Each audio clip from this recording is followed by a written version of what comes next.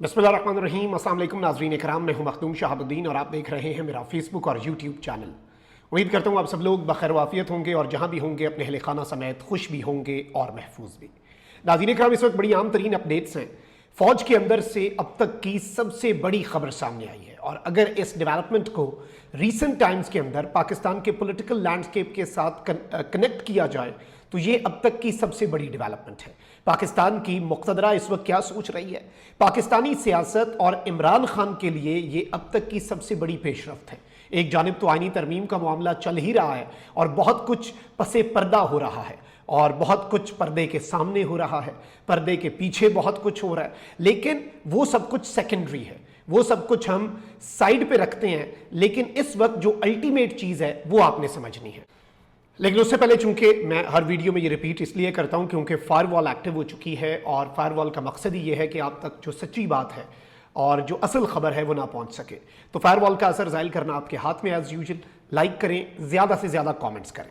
अब ज़रा खबरों पर आ जाते हैं। नाज़रीन इकराम, फैज़ हमीद साहब को जब गिरफ्तार किया गया या फौजी तहवील में लिया गया और फील्ड जनरल कोर्ट मार्शल की कार्रवाई शुरू हुई, या फिर फौज की टर्म्स में जो वो इस्तेमाल करते हैं कि फैज़ हमीद को हमने ठोक दिया, तो फैज़ हमीद के ठोके जाने के बाद दो चीजें सामने आई और मैं बार बार ये बात करता रहा जिस दिन आईएसपीआर का पहला प्रेस रिलीज आया उस दिन से लेकर आज के दिन तक कि इस प्रेस रिलीज को समझें, इसके अंदर बिटवीन द लाइंस क्या बात नहीं की गई उस बात को समझें। अब फैज़ हमीद साहब के ऊपर दो इल्जामात थे, ये बहुत बारीक नुक्ता है।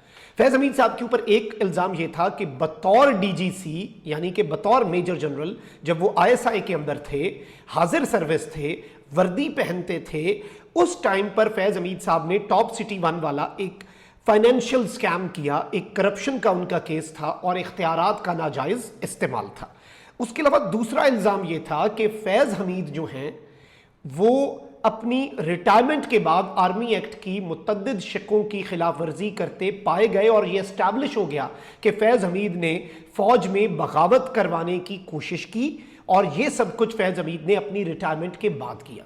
अब इस पजल का एक मिसिंग पीस क्या था? इस पजल का जो मिसिंग पीस है वो ये था कि दौराने सर्विस बतौर डीजीसी या बतौर डीजी आईएसआई मेजर जनरल और लेफ्टिनेंट जनरल के ओहदे पर रहकर जनरल फैज़ हमीद साहब जो है उन्होंने पॉलिटिक्स में इन्वॉल्वमेंट की। अब फैज़ हमीद साहब वही हैं, फैजाबाद धरना केस, काजी का फैसला। अच्छा, इसमें यह था कि उस दौरान फैज़ हमीद साहब को क्लीन चिट देने का अल्टीमेटली शुरू में हमें यह तासुर मिला कि इरादा है। उस जानिब बात भी नहीं करते थे कि जी अगर बात थी तो आप जब फैज़ हमीद साहब सर्विस के अंदर थे तो वो बेसिकली इदारे पे बात आ जानी थी ना, वो आईएसआई पर बात आ जानी थी कि आईएसआई पॉलिटिकल इंजीनियरिंग कर रही है, पॉलिटिकल मामलात के अंदर असरअंदाज हो रही है। तो सिर्फ ये कहा गया कि फैज़ हमीद जो हैं उन्होंने बतौर डीजीसी करप्शन की और बतौर डीजीसी इख्तियारात का नाजायज़ फाइनेंशियल मामलात के अंदर इस्तेमाल किया और रिटायरमेंट के बाद उन्होंने पॉलिटिक्स में इन्वॉल्वमेंट अपनी बढ़ाकर फौज में बगावत करवाने की कोशिश की जो कि आर्मी एक्ट की खिलाफ वर्जी है। वेल इनफ, लेकिन इसमें जो मिसिंग पीस था उसके हवाले से चीज़ें सामने आई हैं क्योंकि ये तो ऑफिशियल था। इसके बाद जितने लोग हैं वो कहते हैं कि जी फैज़ हमीद का नेक्सस था, इसमें 54 लोग थे, इसमें सहाफ़ियों का ग्रुप था, यूट्यूबर्स, इसमें एक पूरा नेटवर्क था, इसमें जजेस थे, इसमें और लोग थे, इसमें ब्यूरोक्रेट्स थे, इसमें साकिब निसार का नेटवर्क। फिर इवन ये तक कहा गया कि जी यहाँ तक बात हो गई कि अडियाला जेल में चूंकि स्टाफ सारा मैनेज्ड था तो अली अमीन गंडापुर एक दफ़ा अपने साथ सिक्योरिटी के अंदर, क्योंकि वज़ीर आला की गाड़ी की चेकिंग तो होती नहीं है, फैज़ हमीद को भी बिठा कर ले गए और इमरान खान से मुलाकात कर ली। ये सारी चीज़ें सेकेंडरी हैं।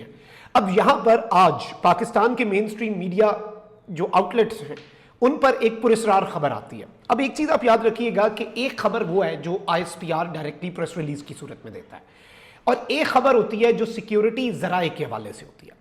अच्छा, सिक्योरिटी जराए के हवाले से कोई एक बंदा, एक सहाफ़ी या एक चैनल खबर देना तो फिर आप ये समझ जाएं कि ये उस चैनल के अपने जराए हैं। लेकिन अगर पाकिस्तान के तमाम तर चैनल्स मनोवन जबर जेर का फर्क डाले बगैर उस खबर को छाप दें तो फिर वो सिक्योरिटी जराए की खबर बेसिकली इस तरह की होती है कि आप उसे समझ लें कि इदारा वो खबर और वो मैसेज कम्युनिकेट करना चाहता है, लेकिन ऑफिशियली उसके ऊपर जारी बात है इदारा हर बात नहीं ऑफिशियली कर सकता, उनकी लिमिटेशंस हैं, तो वो अनऑफिशियली ऑफिशियल मैसेज जो है वो कम्युनिकेट होता है। अब मेरे सामने नाज़रीन इकराम एक्सप्रेस खुला हुआ है, डॉन न्यूज़ खुला हुआ है, जंग खुला हुआ है, जियो खुला हुआ है, समा की खबर खुली हुई है, नई बात है, वी न्यूज़, अल्टीमेटली पाकिस्तान के हर मीडिया आउटलेट के ऊपर मनोअन एक सर्टन खबर जो है वो चलाई गई है। अब ये खबर जो है ये एक बॉम्बशेल है। इससे एक चीज तो वाज़ेह होती है कि पाकिस्तान तहरीक इंसाफ और इमरान खान साहब जो हैं उनके लिए मुक़्तदरा जो है उसके लिए क्या कभी आगे चल के कोई ऐसा नुक्ता आएगा, क्या कभी कोई ऐसी चीज़ हो सकती है कि कोई मफाहमत की तरफ चीज़ें जाए, इससे आपको वो भी समझ आ जाएगी। और इसमें अल्टीमेटली अब इदारे ने अगर ये स्टैंड लिया, मैंने पहले भी कहा था कि अपने एक रिटायर्ड लेफ्टिनेंट जनरल को ठोकना, अपने एक साबिक डीजी आईएसआई को ठोकना, ये इतना भी आसान नहीं है। ये एक बहुत बड़ा स्टेप है और ये स्टेप एक पूरा सबका कंसेंसस हो, क्योंकि इसमें बहुत से कंसर्न्स होते हैं। ये नुक्ता समझिएगा, इसमें बहुत से कंसर्न्स होते हैं। अब यहां पर मैं आपको ये बता दूं कि ये जो सारे चैनल्स के ऊपर खबर चलाई गई है ये क्या है। ये इसकी हेडलाइन है कि फैज हमीद जिम्मेदार ओहदे पर बैठकर मखसूस सियासी जमात को ऊपर ला रहे थे। This is a big development now.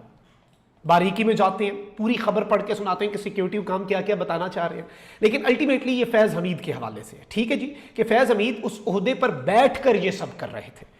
मुल्क के आला सिक्योरिटी हुकाम ने कहा है कि फौज आईन की वफादार होती है, उसकी कोई सियासी सोच नहीं होती, जबकि इंटर सर्विसेज इंटेलिजेंस यानी कि आईएसआई के साबिक director general DG lieutenant general retired Faiz Hamid ने जिम्मेदार ओहदे पर बैठकर सियासी जमात को ऊपर लाने का काम सरंजाम दिया। सिक्योरिटी हुकाम ने कहा कि फैज हमीद पर इल्जाम है कि वो सियासी ईमा पर काम कर रहे थे और साबिक अफसर का कोर्ट मार्शल हो रहा है। अब ये एक बहुत बड़ी डेवलपमेंट है। अब इसमें दो तीन चीजें आप समझ जाइएगा, आपको पाकिस्तान तहरीक इंसाफ और फैज हमीद के हवाले से चीजें क्लियर हो जानी चाहिए। पाकिस्तान की सियासत और इमरान खान के लिए मौजूदा मिलिट्री एस्टैब्लिशमेंट के पास क्या है वो भी आपको समझ आ जाना चाहिए। सिक्योरिटी हुकाम का कहना था कि फौज आइन की वफादार होती है, उसकी कोई सियासी सोच नहीं होती। भारतीय वजीर आजम नरेंद्र मोदी ने भारतीय फौज को सियासी बनाया और मुखालिफिन के खिलाफ कार्रवाई की। इसी तरह जर्मनी में जो फौज थी उसे भी जो शख्स है उसने सियासी सोच के तहत चलाया और मुखालिफिन के खिलाफ कार्रवाई की। उनका कहना था कि पाकिस्तानी फौज के साथ भी ऐसा ही करने की वारदात की गई कि फौज को एक सियासी जमात का आप कह लें कि मिलिटेंट विंग तैयार, ये उनका मतलब है। ठीक है, और वो ये कह रहे हैं कि पाकिस्तानी फौज के साथ ऐसा करने की वारदात की गई। फैज हमीद जिम्मेदार ओहदे पर बैठकर मखसूस सियासी जमात को ऊपर ला रहे थे। फौज का हुकूमत में बरसरे इक़्तिदार सियासी जमात से गैर सियासी ताल्लुक होता है। मुल्क की तमाम सियासी जमातें काबिल एहतराम है, यानी जो सियासी जमात मुल्क में बरसरे इक़्तिदार होती है फौज उससे गैर सियासी ताल्लुक आगे लेके चलती है, क्योंकि मुलाकात होनी है, उनके माँ तहत है।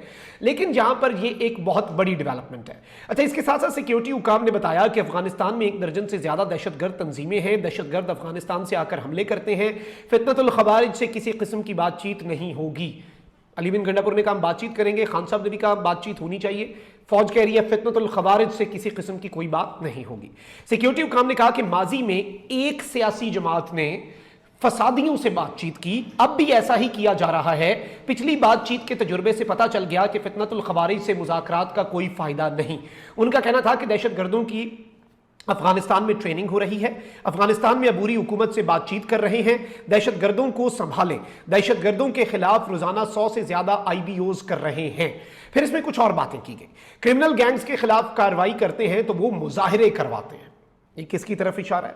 अब इसमें दो तीन और चीजें भी हैं। इसमें जो खैबर पख्तूनख्वा के मामलात हैं, दीगर चीजों के ऊपर बात की, लेकिन जो सबसे बड़ा बॉम्ब शेल है, जो सबसे बड़ी खबर है, उसमें एक तो मखसूस सियासी जमात के हवाले से बात हुई है जी, कि ये मखसूस सियासी जमात ये काम कर रही है। वहीं दूसरी जानिब पाकिस्तानी सियासत और कप्तान के लिए ये बहुत बड़ी पेशरफ्त के तौर पर चीज जो है सामने आ रही है। और इस सब के अंदर जो फौज है उसने अपना मौक़िफ़ और अपनी पोजीशन जो है वो बहुत क्लियर की है कि फैज हमीद साहब के खिलाफ अब कार्रवाई एक बहुत मुख्तलिफ अंदाज में चलेगी। इसमें पाकिस्तान तहरीक इंसाफ को बरसरे इक़्तिदार लाना, पाकिस्तान तहरीक इंसाफ को बरसरे इक़्तिदार रखना और पाकिस्तान तहरीक इंसाफ के हवाले से बाकी चीजें। अब यहां पर इमरान खान साहब ने ये जो अली बिन गंडापुर ने बात की, अब उसके ऊपर जो मुक़्तदरा, आप इन चीजों को समझ जाएं, ये डॉट्स कनेक्ट करेंगे तो आपको बहुत कुछ क्लियर हो जाना चाहिए, आपके सामने क्लैरिटी आ जानी चाहिए, बिटवीन द लाइंस आपको पढ़ लेना चाहिए कि क्या मुक़्तदरा सोच रही है, क्या पाकिस्तान की एस्टैब्लिशमेंट सोच रही है। मैंने पहले भी आपको बताया था कि ये बहुत हाई प्लेस सिक्योरिटी सोर्सेज के हवाले से कि all is not well for PTI। और मैं हर ब्लॉग में कहता हूं ना कि अगर मुक़्तदरा और नून लीग लड़ भी पड़े तो भी इसका मतलब कतन ये ना लीजिएगा कि PTI और मुक़्तदरा के हालात ठीक हो रहे हैं। वो एजाज सैयद ने कहा था कि मौजूदा एस्टैब्लिशमेंट के होते हुए बातचीत का इम्कान ही नहीं है। यानी वो कह रहे हैं कि शायद कल को ऑब्वियसली ये नहीं कहा जा सकता क्योंकि फौज की पॉलिसी इन चीजों के साथ बदल जाती है। अब यहां पर जो सिनेरियो बन चुका है वो किस तरह का है, इन चीजों को आप जरा जहन नशीन रखें। इंपॉर्टेंट तरीन डेवलपमेंट ये है, इंपॉर्टेंट तरीन नुकता ये है कि इस वक्त पाकिस्तान की पॉलिटिक्स में पाकिस्तान की एस्टैब्लिशमेंट जो है वो एक जानिब तो ये बात कर रही है कि हम न्यूट्रल हैं, हम एपॉलिटिकल हैं, हम सब सियासी जमातों का एहतराम करते हैं, लेकिन वहीं दूसरी जानिब पाकिस्तान की जो मुक्तदरा है, पाकिस्तान की जो एस्टैब्लिशमेंट है वो इस हवाले से अपना ये मौकफ दे रही है। और फैज़ हमीद साहब का इस सब के अंदर ये इन्वॉल्वमेंट के एक मखसूस सियासी जमात के साथ मिलकर फैज़ हमीद उसे ऊपर ला रहे थे और अल्टीमेटली फौज को अपना एक इदारा, सियासी जमात के मातहत इदारा बनाने की कोशिश कर रहे थे। अब इस नहज से या इस एंगल से जो तहकीकात हो रही हैं, this can cause problems for Pakistan Tehreek Insaf, Imran Khan and for Faiz Hameed. तो obviously Faiz Hameed is already in hot waters. और आईनी तरमीम के वाले से भी अब चीज सामने आ रही है कि जो असल मुसविदा था ना, खतरनाक मुसविदा नहीं, खतरनाक मुसविदा तो आपने और मैंने देखा, मौलाना साहब कहते हैं कि उस खतरनाक मुसविदे से पहले खतरनाक तरीन मुसविदा भी था। और अब यह कहा जा रहा है कि नंबर्स जो हैं वो जैसे भी पूरे किए जाएं, विदाउट मौलाना नंबर्स पूरे करके काजी ऑर्डिनेंस एक पास करके पूरी वारदात, उसके लिए मेरा पिछला व्लॉग देखिएगा, आपको पूरी वारदात बहुत डिटेल में समझ आ जाएगी। बड़ी बेहतरीन वारदात है, वो जरूर आपने देखना है अगर नहीं देखा तो आपको ये चीजें जो है मजीद क्लियर होती जाएंगी कि इस वक्त हो क्या रहा है। और वो आईनी तरामीम हो जाती हैं, इमरान खान साहब मिलिट्री कोर्ट्स में जाते हैं, फैज हमीद साहब वाले केस के साथ इमरान खान साहब के केस को लिंक किया जाता है। तो द रेस्ट यू नो के इसका आउटकम जो है वो क्या होगा। कमेंट सेक्शन में राय का इजहार जरूर करें। अपना बहुत ख्याल रखें। अल्लाह निगहबान। पाकिस्तान जिंदाबाद।